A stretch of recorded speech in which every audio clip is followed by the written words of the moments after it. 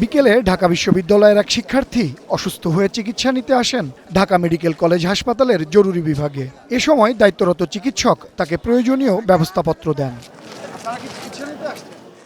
ঢাবি শিক্ষার্থীরা জানান, ওই প্রেসক্রিপশনে লেখা ওষুধ কয়েকটি দোকানে না পেয়ে সহপাঠী সহ হাসপাতালে ফিরে যান অসুস্থ শিক্ষার্থী।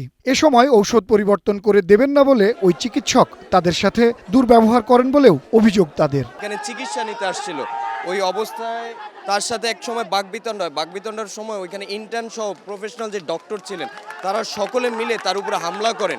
হামলার ক্ষোভ তারা কি কারণে করছে, যে একমাত্র কারণ হচ্ছে ঢাকা বিশ্ববিদ্যালয় শিক্ষার্থী পরিচয় দেওয়ার জন্য সেই জিনিসটাকে হচ্ছে পুরোপুরি মারধর করে। ওরা সিন্ডিকেট বানাবে, সিন্ডিকেট মানে আপনারে মাইরা বের করে দিবে, এমনভাবে শো করবে উই আর ভিকটিম, আমরা কিছুই জানি না, আমাদের উপরে অ্যাটাক হয়েছে।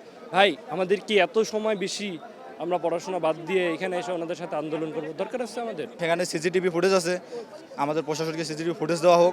প্রশাসন সেই সিসিটিভি ফুটেজ দেখে যা সিদ্ধান্ত নেবে যে আসলে দোষটা কার ছিল এবং সেই অনুযায়ী তারা বিচার করবে, আমরা এটাই চাই। তবে ঢামেক শিক্ষার্থীদের দাবি, ঢাবির ওই শিক্ষার্থীরা বাকবিতণ্ডার এক পর্যায়ে চিকিৎসকের গায়ে হাত তোলেন। এতে দুই পক্ষের মধ্যে শুরু হয় হাতাহাতি। আমরা একটা ওষুধ দিলাম, সেটা যদি ফার্মেসিতেও না থাকে এটা তো আমাদের ব্যর্থতা না। আমরা তো ভুল ওষুধ দিই না, তারা প্রমাণ দেখাক আমরা সঠিক ওষুধ দিয়েছি, তারা ফার্মেসি থেকে আনতে ব্যর্থ হয়েছে এবং সেই দোষটাই তারা বলছে ডাক্তার এটা কেউ ওষুধ দিল যে পাওয়া যাচ্ছে না। এবং এটার পরবর্তীতে তারা কি করলো, তারা সরাসরি ডাক্তারকে চার্জ করলো।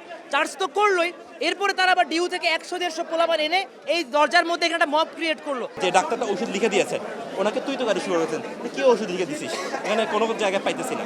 এরপর আমাদের ডাক্তার তো অনেক ব্যস্ত বলেন, এখন শেষ পর্যন্ত নিজেদের আত্মরক্ষা করার জন্য বলেছেন গিয়ে ভাই এখান থেকে চলে যান, আমাকে একটু এখানে হালকা ঝগড়া করেছে। তিনি যেটা প্রেসক্রিপশন করছেন ওষুধ কেন চেঞ্জ করতে, আপনি একবার এক ফার্মেসিতে পান না, আপনি অন্য ফার্মেসিতে যান, ওষুধটা নিয়ে আসেন, অবশ্যই ডাক্তার ভালো বুঝে দিয়ে আপনার ওষুধটা লিখছে, তাই না ভাই? এরপর ঢামেক ঘেরাও করে ঢাবি শিক্ষার্থীরা। পরিস্থিতি নিয়ন্ত্রণে জরুরি বিভাগের ফটকে তালা দেওয়া হয়। এ সময় বন্ধ হয়ে যায় বহির্বিভাগের জরুরি সেবা। অপ্রীতিকর ঘটনা এড়াতে ঢামেকে মোতায়েন করা হয় অতিরিক্ত পুলিশ। পরে পরিস্থিতি শান্ত করতে সুষ্ঠু তদন্ত ও বিচারের আশ্বাসে ঢাবি শিক্ষার্থীদের ক্যাম্পাসে ফেরত পাঠান ঢাকা বিশ্ববিদ্যালয় কর্তৃপক্ষ। আমাদের সমস্ত স্টুডেন্ট এই মুহূর্তে চলে গেছে, ঠিক আছে।